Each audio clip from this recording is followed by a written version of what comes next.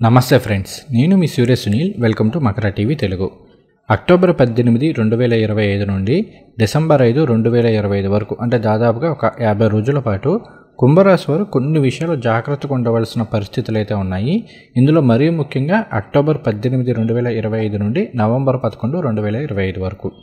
So ఇక్కడ ఏమవుతుంది అంటే అక్టోబర్ 18, 2025న గురువు గారు కర్కాటక రాశిలోకి ప్రవేశం చేస్తున్నారు. ఇది కుంభరాశి వారికి 6వ స్థానం అవుతుంది. 6 అంటే శత్రు రుణ రోగ స్థానము, మన డైలీ యాక్టివిటీస్ని తెలియజేసే స్థానం.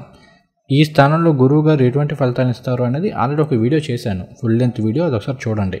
అయితే ఈ వీడియో చేయడానికి ప్రత్యేకమైన కారణం ఏంటి అంటే అక్టోబర్ 18 నుండి నవంబర్ 11 మధ్యకాలంలో మిగిలిన గ్రహాల గోచారాన్ని కూడా తీసుకున్నప్పుడు, అంటే అటు ధనస్థానంలో 2వ స్థానంలో శని భగవానుడి యొక్క సంచారం కావచ్చు, సప్తమంలో కేతు యొక్క సంచారం కావచ్చు, అలానే మిగిలిన గ్రహాల గోచారాన్ని ఓవరాల్గా తీసుకుంటే ఈ అక్టోబర్ 18, 2025 నుండి నవంబర్ 11, 2025 మధ్యకాలంలో మీరు ఎంత మంచి చేద్దామని ప్రయత్నం చేసినా కూడా మీకు చెడు ఎదురయ్యే అవకాశాలు ఉంటూ ఉంటాయి.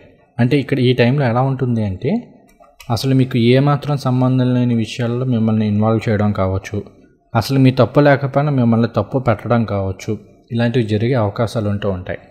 అలానే సొసైటీ ఏదో మిమ్మల్ని వెలివేస్తుందన్న ఫీలింగ్ కావచ్చు, సొసైటీ మిమ్మల్ని నిందిస్తుందన్న ఫీలింగ్ కావచ్చు, మీకు సపోర్ట్ చేయట్లేదన్న ఫీలింగ్ అనేది ఈ టైంలో కాస్త ఎక్కువగా ఉంటూ ఉంటుంది.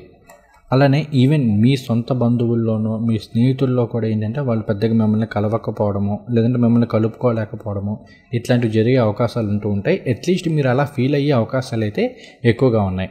అలానే ఎప్పుడు నలుగురితో కలిసి సరదాగా తిరిగే వాళ్ళు ఈ టైంలో కాస్త రిజర్వ్గా ఉండడము, ఎక్కడికి వెళ్ళాలన్న ఇంట్రెస్ట్ లేకపోవడము, ఆసక్తి లేకపోవడము, ఇట్లాంటివి జరిగే అవకాశాలు కూడా కొంత ఎక్కువగా ఉన్నాయి. అలానే ఇంకొకటి ఏంటి అంటే ఇక్కడ మీరు వేరే వాళ్ళకి మంచి చేద్దామని ప్రయత్నం చేసినా కూడా, అంటే ఫర్ ఎగ్జాంపుల్ ఎవరో ఏదో ఇబ్బంది పడుతున్నారు, లేదంటే తను ఏదో ఫోన్లో సంథింగ్ ఏదో తీసుకోవాలనుకుంటున్నారు, మీ క్రెడిట్ కార్డు ఉంది కదా మీ పేరు మీద తీసుకుందామని మీరు అనుకుంటే వాళ్ళు మిమ్మల్ని మోసం చేయడం, అంటే వాళ్ళు ఈఎంఐలు కట్టకపోవడము, అసలుకే మీరు కాస్త ఆర్థిక ఇబ్బందులతో బాధపడుతుంటే ఇలాంటివి కూడా మీకు యాడ్ అవ్వడము, ఇలాంటివి జరిగే అవకాశాలు ఉంటాయి. లేదంటే వాళ్ళు ఏదో ఇబ్బంది పెడుతున్నారని మీకు తెలిసిన వాళ్ళ దగ్గర మీరు అడ్డుండి డబ్బులు ఇప్పిస్తే వాళ్ళు కట్టకపోవడము, ఇట్లా మిమ్మల్ని ఇబ్బంది పెట్టే సిచ్యువేషన్స్ అనేవి ఎక్కువగా ఉండే అవకాశాలు ఉన్నాయి. అలానే ఇవన్నీ కాకుండా ఇంకొకటి ఏంటి అంటే మీ మాట తీరు ద్వారా మీరు ఇబ్బంది పడే అవకాశాలు ఉన్నాయి. అంటే మీ ఫ్రెండ్ దగ్గర ఎవరి దగ్గర ఒక మాట అంటారు, అది వెళ్ళి వాడు వేరే వాడికి చెప్పడము, వాడు వచ్చి మిమ్మల్ని ఇట్లా అన్నావేంటి, ఇట్లా అంటే అనవసరపు ఇబ్బందులు ఎదురయ్యే అవకాశాలు కూడా కొంతమేర ఉన్నాయి. అలానే మీరు ఆవేశపూరితంగా తీసుకునే అనాలోచిత నిర్ణయాలు కూడా ఇబ్బంది పెడుతూ ఉంటాయి. కాబట్టి ఈ విషయంలో కొంత జాగ్రత్తగా ఉండండి.